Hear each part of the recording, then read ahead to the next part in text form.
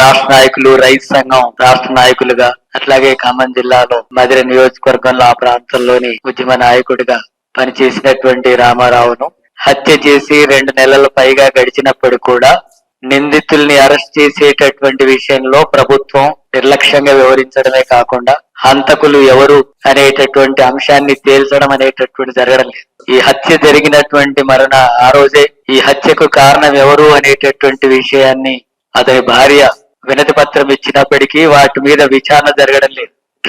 ఒత్తిడి జరిగితే పిలిచి నామమాత్రంగా పోలీస్ స్టేషన్ కి పిలిపించి మాట్లాడి మళ్ళీ పంపించేశారు. ఆ తర్వాత విచారణ అంతా కూడా బంధువుల చుట్టూ వారి చుట్టే తిప్పేటటువంటి ప్రయత్నం చేస్తున్నారు. ఆ గ్రామంలో పోయినసారి జరిగినటువంటి ఎన్నికల్లో వాళ్ళు గెలిచారు. ఈసారి మళ్ళీ జరగబోతున్నటువంటి ఎన్నికల్లో సిపిఎం పార్టీ బలపడింది, మళ్ళీ గెలుస్తుంది. అంతకుముందు ఒకసారి గెలిచిన తర్వాత చాలా సంవత్సరాలు సిపిఎంఏ ఆ గ్రామానిలో బలమైన పార్టీగా ఉంది. మొన్న వరకే ఓడిపోయి వాళ్ళు గెలిచారు. ఇప్పుడు మరోసారి సిపిఎం గెలిస్తే ఇక మాకు కాంగ్రెస్ పార్టీకి అక్కడ రాజకీయ భవిష్యత్తు ఉండదని ఆ ఉద్దేశంతోనే అక్కడ రాజకీయంగా జరిగినటువంటి హత్య ఇది. ఆ రూపంలో వాళ్ళు కాంగ్రెస్ పార్టీకి సంబంధించినటువంటి వాళ్ళే ఈ హత్య చేశారు.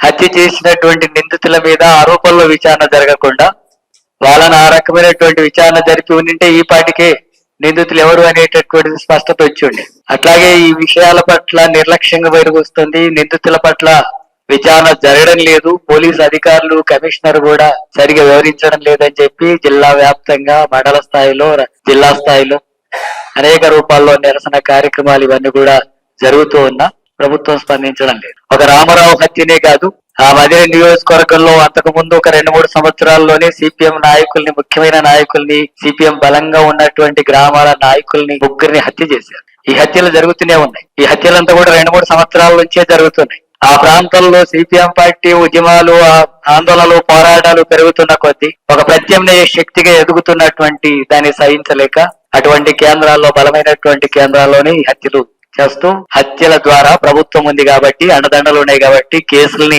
లేకుండా చేయొచ్చు. వాటన్నిటి నుంచి బయటపడడానికి అవకాశం ఉన్న సమయాన్నే ఈ ఉద్యమాల్ని, అంటే ఇక పోరాడేటటువంటి నాయకుల్ని హత్యలు చేసుకుంటా పోయేటటువంటి కార్యక్రమం జరుగుతుంది.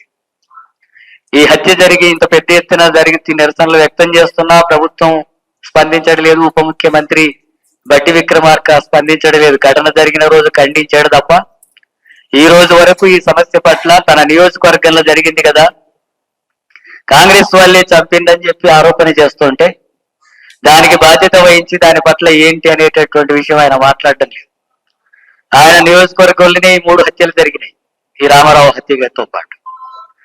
అట్లాగే ఇటీవల జరిగిన గ్రామ పంచాయతీ ఎన్నికలన్నిట్లో కూడా ఆ గ్రామాల్లో సిపిఎం పార్టీ గెలిచిన దగ్గర ఒక ప్రదర్శన చేసినా, ఇంకో కార్యక్రమం చేసినా, లేదా క్యాంపెయిన్ సందర్భంగా జరిగేటటువంటి విషయాల పట్ల జరిపి దాదాపు కేసులు పెట్టేసేయడం. 307 కేసులు, చిన్న చిన్న ఘటనలు జరిగినా 307 కేసులు పెట్టడం. సిపిఎం నాయకులే తలలు పగిలినా, 8 కుట్లు పడ్డా కూడా, చేతులు విరిగినా, కాళ్ళు విరిగినా, గాయాల పాలైనా వాళ్ళ మీద మళ్ళీ 307 కేసులు. దాడి చేసినటువంటి వాళ్ళ మీద కేసులు కాదు, దాడికి గురైనటువంటి వాళ్ళు, గాయాల పాలైనటువంటి నాయకులు, కార్యకర్తల మీద కేసులు పెడుతున్నారు. ఇప్పటికే 13 మందిని జైల్లో పెట్టారు, రిమాండ్ లో ఉన్నారు.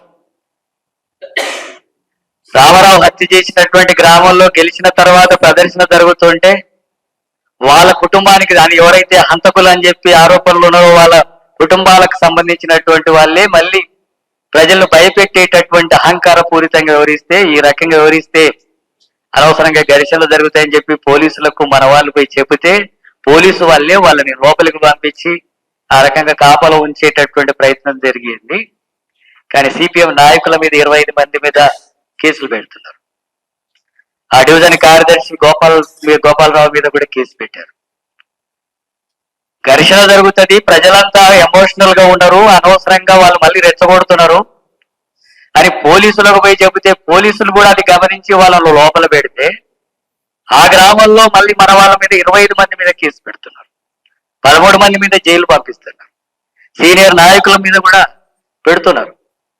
అంటే కేసులు పెట్టి జైళ్లకు పంపి దాడులు చేసి లేదా హత్యలకు పాల్పడి పోలీసు అండదండలు ఉన్నాయి కాబట్టి ఉప ముఖ్యమంత్రి అండదండలు ఉన్నాయి కాబట్టి ఆయన భార్య కూడా ఈ రాజకీయాలు చేస్తుందని చెప్పి అంటున్నారు. వాళ్ళ అండదండలు ఉన్నాయని ఆ సిపిఎం పార్టీని ఆ ప్రాంతాల్లో ఎదగనివ్వకుండా ఉండాలనేటటువంటి ఉద్దేశంతోన ఈ దాడులు, హత్యలు, ఈ కేసులు, ఈ అక్రమాలన్నీ కూడా జరుగుతుంది. ఇప్పటికే జిల్లా వ్యాప్తంగా ఇది ప్రజల దృష్టికి తీసుకెళ్లడం జరిగింది. అక్కడ జిల్లా స్థాయిలో జరిగే ప్రతి ఉద్యమానికి, ఆందోళనకి వామపక్ష పార్టీలన్నీ కూడా మద్దతిస్తూ పాల్గొంటూనే వస్తున్నారు. ప్రజలు పెద్ద ఎత్తున ఆందోళన వ్యక్తం చేసి కలెక్టరేట్లు ముట్టడి చేస్తున్నప్పటికీ, ఆ పరిస్థితి ఉన్నప్పటికీ కూడా ఈ రాజకీయ ఒత్తిడి ఫలితంగా ఆ కేసు పట్ల పోలీసులు సరైనటువంటి విచారణ జరపడం లేదు. అందుకే ఈ నేపథ్యంలోనే మధిర నియోజకవర్గ కేంద్రంలో మొన్ననే ఒక భారీ ప్రదర్శన జరిగింది.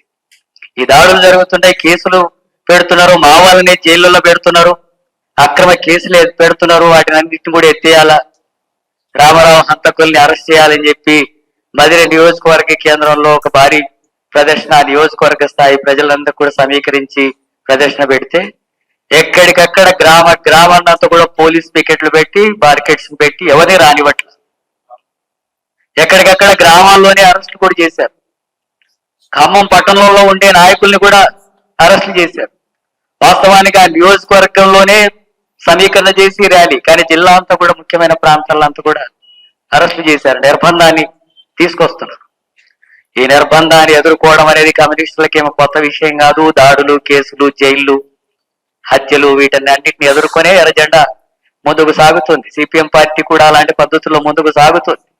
అయినా ఇలాంటి పద్ధతుల్లో దీన్ని అణిచివేస్తామని చెప్పి అనుకుంటే ఆ రకంగా కుదరదు అని చెప్పి ప్రజా ఉద్యమాన్ని ముందుకు తీసుకురావాల్సినటువంటి అవసరం ఉంది. వామపక్షాలంతా కూడా కలిసి పోరాడాల్సినటువంటి అవసరం కూడా ఉంది.